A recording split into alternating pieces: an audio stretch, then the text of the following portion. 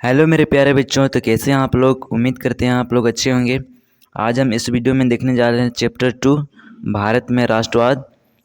और इस चैप्टर से पूरे मैं आप सबों के लिए 31 VVI ऑब्जेक्टिव क्वेश्चन लेकर आया हूं, जो एग्ज़ाम के लिए काफ़ी महत्वपूर्ण है। इसीलिए आप इस वीडियो को अंत तक देखिए और अपने दोस्तों के पास भी शेयर कर दीजिए। और जो इस चैनल में नए आए होंगे वे इस चैनल को सब्सक्राइब कर लेंगे और बेल आइकन को दबा देंगे। तो चलिए हम लोग क्वेश्चन को स्टार्ट करते हैं। फिर सबसे पहला सवाल है, महात्मा गांधी दक्षिण अफ्रीका से भारत कब लौटे थे। महात्मा गांधी दक्षिण अफ्रीका गए हुए थे, तो वहाँ से कब वापस लौटे थे। तो ये लौटे थे 1915 ईस्वी में, यानी ऑप्शन नंबर सी सही हो जाएगा। अब देखिए दूसरा नंबर सवाल, असहयोग आंदोलन का प्रस्ताव कांग्रेस के किस अधिवेशन में पारित हुआ। तो ये हुआ दिसंबर 1920 नागपुर अधिवेशन में, यानी ऑप्शन नंबर बी सही हो जाएगा। अब देखिए अगला सवाल, तीसरा सवाल, भारतीय राष्ट्रीय कांग्रेस की स्थापना कब हुई थी। तो ये हुई थी 1885 ईस्वी में। जो आजकल विपक्ष में लड़ रहा है उसका, पहले सबसे ज़्यादा कांग्रेस ही राज किया था भारत में। उसके बाद उसमें कुछ गड़बड़ी होने लगी, नेता लोग भ्रष्टाचार बनते गए, तो फिर बीजेपी अपना राज चलाने लगी। उसके बाद अभी विपक्ष में है कांग्रेस पार्टी।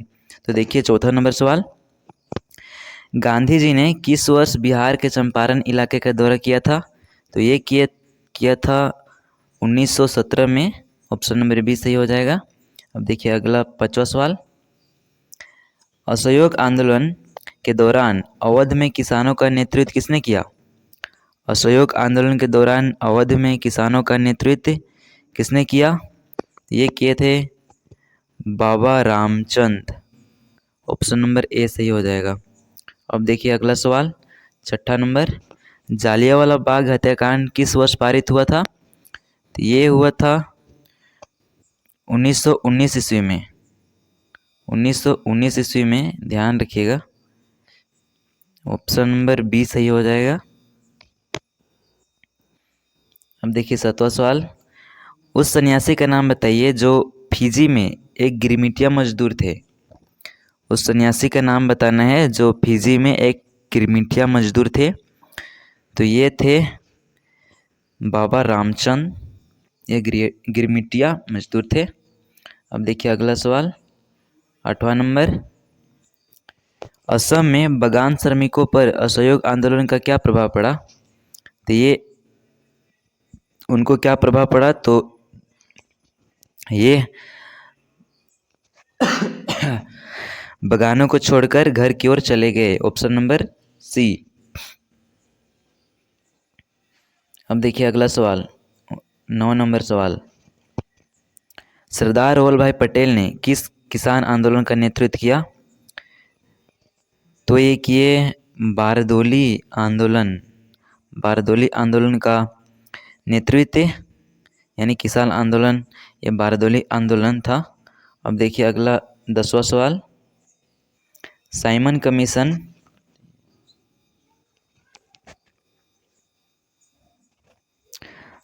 कमीशन भारत क्यों आया। तो ये आया था, साइमन कमीशन आया था भारत में संवैधानिक व्यवस्था की कार्यशैली का अध्ययन करने और उसके बारे में सुझाव देने। अब देखिए अगला सवाल, 11 नंबर, निम्न में से कौन भारत के स्वतंत्रता संग्राम के दौरान गठित स्वराज पार्टी से जुड़े थे। तो ये थे मोतीलाल नेहरू और CR दास। अब देखिए अगला सवाल, 12 नंबर, लखनऊ समझौता किस वर्ष हुआ। ये हुआ 1916 ईस्वी में। अब देखिए 13 नंबर सवाल, भारत में खिलाफत आंदोलन कब और किस देश के शासक के समर्थन में हुआ। तो ये हुआ था 1919 ईस्वी में, यानी तुर्की में, ऑप्शन नंबर बी सही हो जाएगा। देखिए अगला सवाल, निम्नलिखित में से किसे बादशाह खान या सीमांत गांधी के नाम से जाना जाता है? तो इसे खान अब्दुल गफ्फार खान इसको कहते हैं। ऑप्शन नंबर सी सही हो जाएगा। अब देखिए अगला सवाल, गांधी जी को महात्मा की उपाधि किसने दी? गांधी जी को महात्मा की उपाधि किसने दी? तो ये दिए Gopal Krishna Gokhale. Option number A सही हो जाएगा।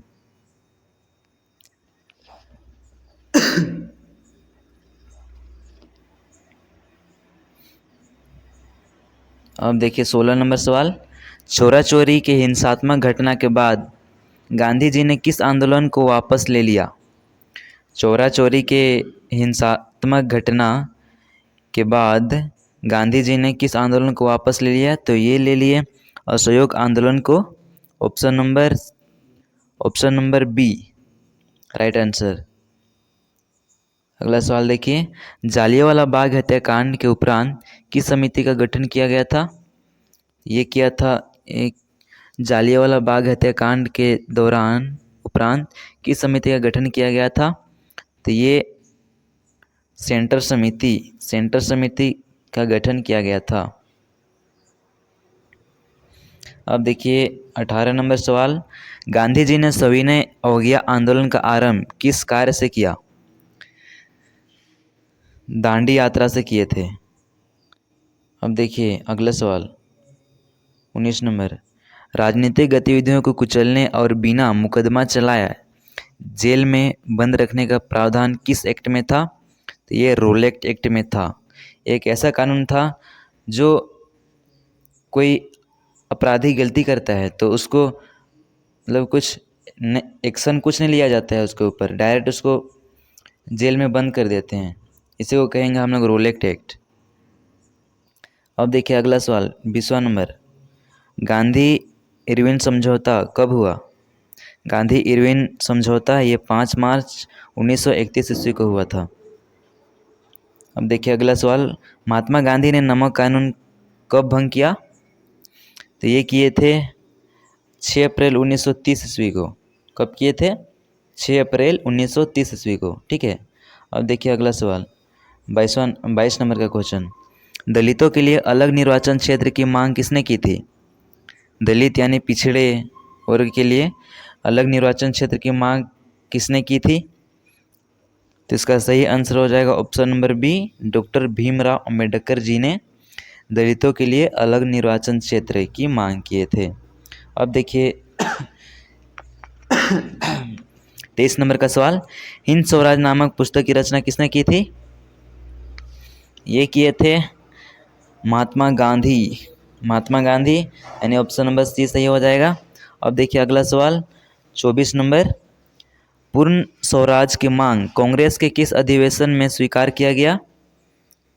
तो इसका राइट आंसर हो जाएगा ऑप्शन नंबर ए, लाहौर अधिवेशन में। अब देखिए 25 नंबर का सवाल, प्रथम गोलमेज सम्मेलन का आयोजन कब हुआ था? कब और कहाँ हुआ था? तो ये हुआ था प्रथम गोलमेज सम्मेलन का आंदोलन ये 1930 ईस्वी में लंदन में हुआ था। अब 26 नंबर का सवाल देखिए, आंध्र प्रदेश की गुड्डेम पहाड़ियों में आदिवासी किसानों के विद्रोह का नेतृत्व किसने किया? तो 26 का राइट आंसर हो जाएगा option number B, Alluri Sitarama Raju. अब देखिए 27 नंबर का क्वेश्चन, किस एक्ट के तहत बागानों में काम करने वालों मजदूरों को बगैर इजाज़त बागानों से बाहर की छूट नहीं थी? तो ये था इंग्लैंड इमिग्रेशन एक्ट के तहत।